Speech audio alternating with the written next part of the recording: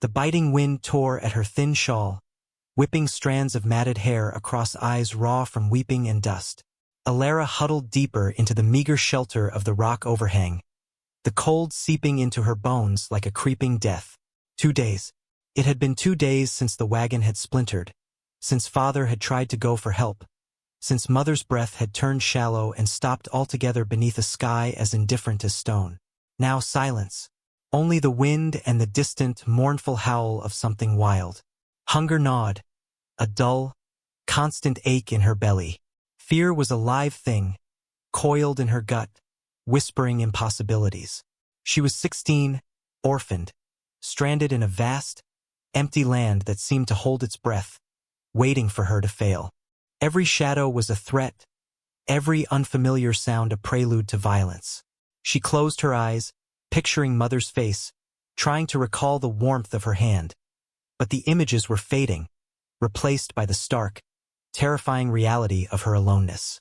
This wilderness was a predator, slow and relentless, and she was its cornered prey.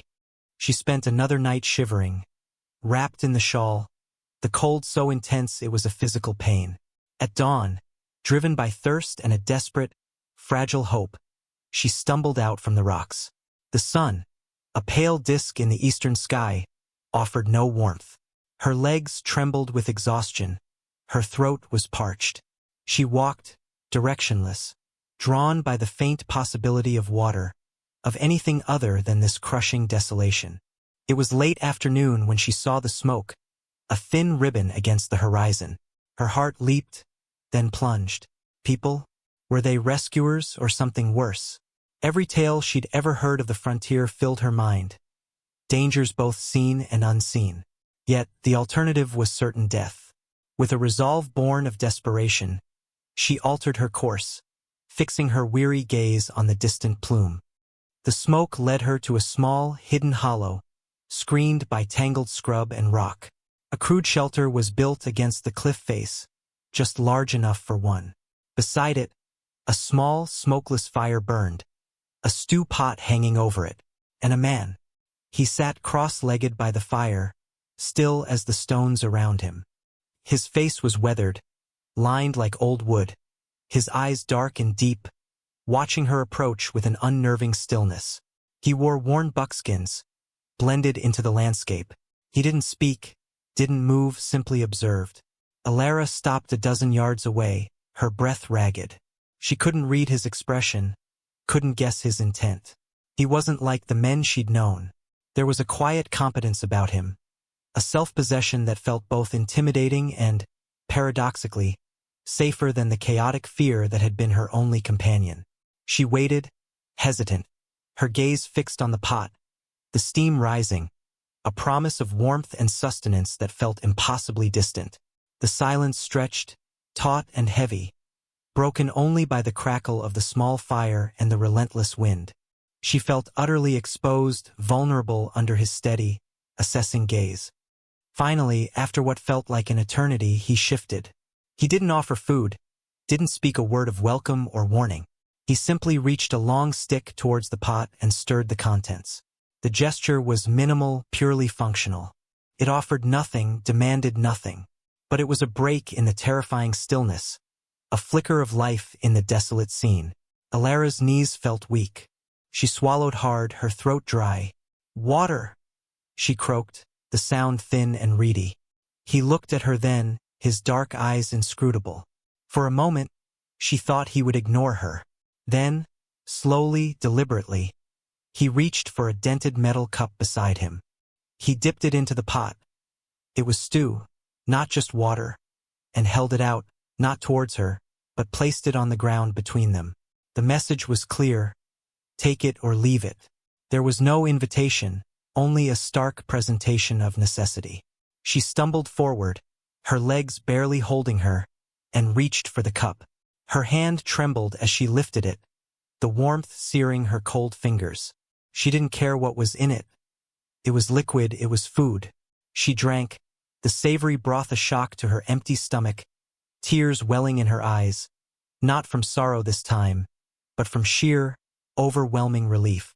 He watched her, silent, unmoving. He was a man of few words, and even fewer wasted movements. Caleb. That was the name she finally gleaned from him. A single syllable offered one evening as he cleaned a rabbit he'd snared. He didn't ask her name, didn't ask where she'd come from or what had happened. He simply let her be, a silent shadow around his camp. He hadn't invited her to stay, but he hadn't sent her away either. He shared his meager food, always placing it on the ground for her to take. He showed her the best spot to shelter under the rock, the way he'd place branches to break the wind. It wasn't kindness as she understood it. It was a practical acknowledgement of her presence, like acknowledging the changing weather or the flight of birds. Her first days were a blur of exhaustion and fear. She watched him constantly.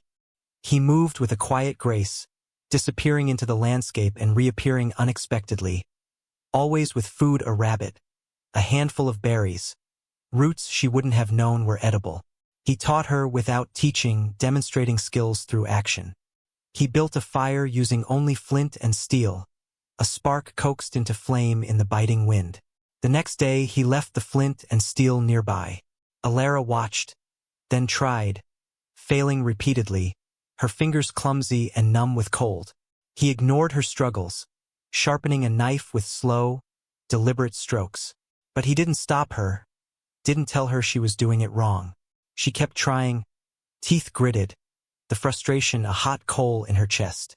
Finally, on the third attempt, a spark caught the tinder. It was small, fragile, but it was fire. A wave of fierce, exhilarating pride washed over her, the first positive emotion she'd felt in days. He glanced over, a flicker of something unreadable in his dark eyes, then returned to his knife. No praise, no acknowledgement, but it was enough. He began to leave tools where she could use them: a small axe, a sturdy digging stick, a coil of rope. He would track game, and if she followed, watching from a distance, he didn't stop her. She learned to read the faint signs he saw in the dust and the bent grass, the way he listened to the wind. Her body, weak and trembling when she arrived, slowly began to toughen. Her hands grew calloused.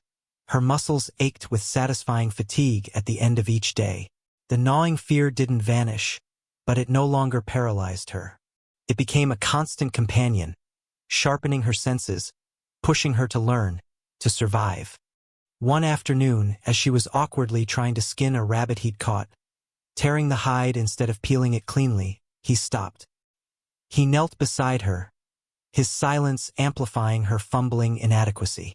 She braced herself for a reprimand, or worse, his withdrawal.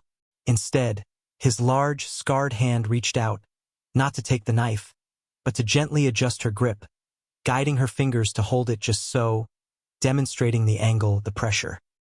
His touch was brief, impersonal, yet it sent a jolt through her, not of fear, but of startled awareness. It was the first time he had initiated physical contact, the first time his solitude had intersected with hers in such a direct, instructional way. His face remained impassive, but the simple act was a revelation. It was a silent acknowledgement of their shared existence, a quiet offer of guidance in this brutal world. He didn't speak, simply performed the action slowly, once, then straightened and stepped back, leaving her to try again. She managed it this time, not perfectly, but cleanly enough. The gesture, more than any words could have been, cemented something between them, a tentative bridge built of shared effort and silent understanding. The change was subtle, a slow thawing of the frozen earth between them. He started speaking in short, clipped phrases, functional and necessary. Water there, wind shiftin', sign of bear. His voice was low, rough-hewn, like the landscape itself. She learned to listen, not just to the words, but to the tone, the context, the unspoken warning or instruction. Her own voice, long and used, grew stronger. She began to ask questions, hesitant at first, then with more confidence as she realized he would answer, albeit sparingly. She learned about the plants, the animals, the lay of the land. She learned how to read the weather in the clouds, how to find north by the stars. He didn't offer stories of his past, and she didn't pry. His history was etched in the lines around his eyes, in the way he held himself, watchful and ready. She sensed a deep sadness in him, a loneliness that mirrored her own, perhaps older and more profound. Then came the day he put a rifle in her hands. It was heavy, cold metal against her palms. He showed her how to hold it, how to sight, how to breathe. His large hands adjusted her grip, corrected her stance, patient in his silence. This wasn't about hunting. This felt different. It was about defense. The world outside their hidden hollow was not just indifferent. It could be actively hostile. He taught her to shoot, the kickback jarring her shoulder, the loud report echoing in the stillness. She learned to reload quickly, to aim true. The rifle was a tool like the knife or the axe, but it was also a symbol. It represented power, the ability to protect herself, to fight back against the forces that had rendered her helpless. The fear was still there, but it was tempered by a growing sense of capability, of agency. She wasn't just surviving. She was learning to fight for her survival. Their bond deepened, not through shared confidences or expressions of affection, but through shared hardship, shared purpose. They worked together without needing instruction. He would return with game, and she would prepare it. He would scout the perimeter, and she would maintain the camp. They were two solitary figures bound by necessity and mutual respect, two damaged souls finding a strange, quiet solace in each other's presence. She saw glimpses of the man beneath the stoic exterior, a fleeting tenderness in the way he tended a small, wounded bird, a deep-seated knowledge and reverence for the natural world. He, in turn, watched her transformation. The terrified, helpless girl who had stumbled into his life was gone. In her place was a young woman with strength in her eyes, calluses on her hands, and a quiet determination that matched his own. She was learning to stand on her own 2 feet, but she was no longer alone. The threat arrived with the dust on the horizon. Riders. 3 of them. They weren't hunters or travelers. There was a deliberate, predatory air about them as they scanned the landscape. Alara's gut twisted, the old fear resurfacing, sharp and cold. Caleb melted into the rocks, signaling her to follow. They watched from a high vantage point as the riders drew closer, their eyes sharp, searching. They were trackers, professionals. "They lookin'," Caleb murmured, his voice low, tight. Alara knew, with a certainty that chilled her, who they were looking for. Her family had carried value, land deeds, things worth killing for. She had survived, and someone wanted to finish the job, or perhaps find what her family had possessed. The air crackled with tension.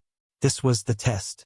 Everything she had learned, every ounce of strength and resolve she had gained, would be needed now. She felt the weight of the rifle in her hands, no longer just cold metal, but a part of her. Caleb glanced at her, his dark eyes meeting hers. There was no pity, no doubt, only a silent question. Was she ready?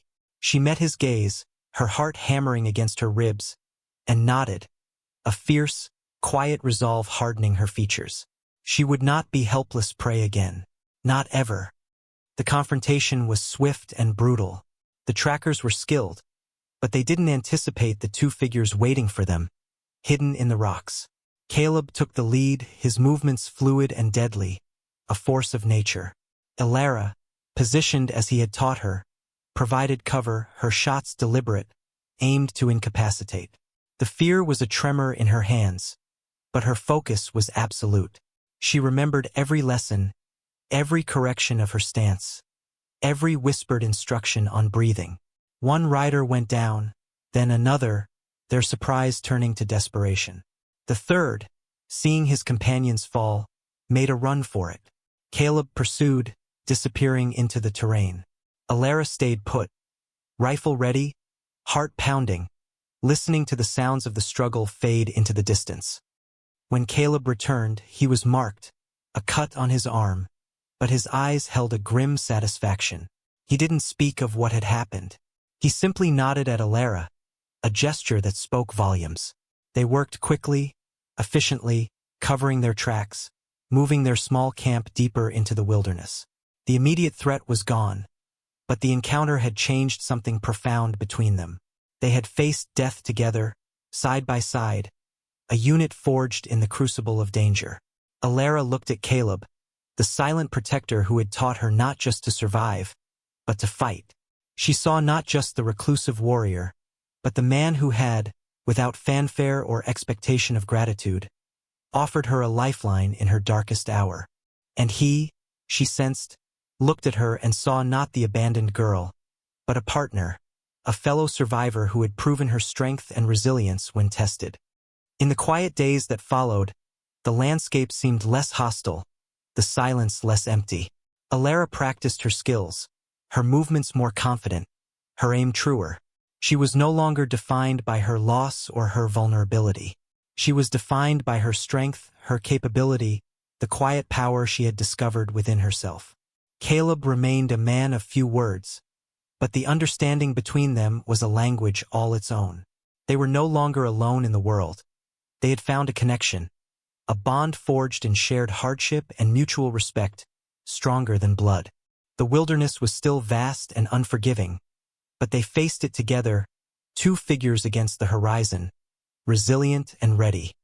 The harsh land had stripped her bare, leaving her vulnerable and alone. It had taken everything, but in that stripping away, it had also revealed something essential: the fierce, unwavering strength that lay dormant within her. It took a man who understood silence, a man who had also been shaped and scarred by the world's indifference, to help her find it.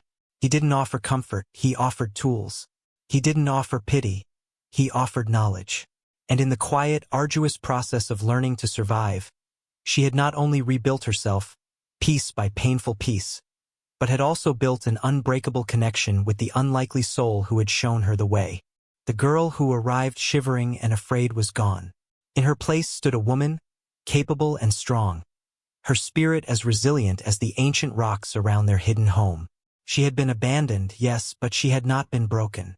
She had become a warrior, not of conquest, but of survival, dignity, and quiet, enduring hope. And she was no longer alone.